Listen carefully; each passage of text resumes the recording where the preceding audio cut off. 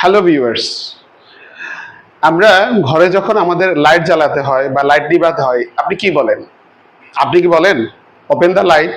যখন জ্বালানোর সময় হয় তখন কি বলেন ওপেন দ্য লাইট? আর যখন বন্ধ করতে চান তখন কি বলেন ক্লোজ দ্য লাইট? তাহলে আজকে আমরা এই বিষয়টাই জানবো। তাহলে চলুন আমরা জেনে নিই আমরা কি বলবো। আমরা বলবো ওপেন দ্য লাইট, বলবো না।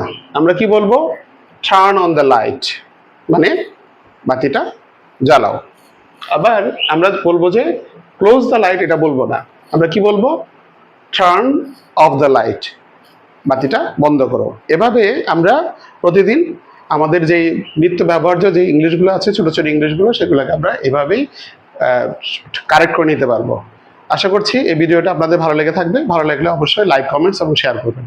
সকলকে ধন্যবাদ। আসসালামু আলাইকুম রহমতুল্লাহ।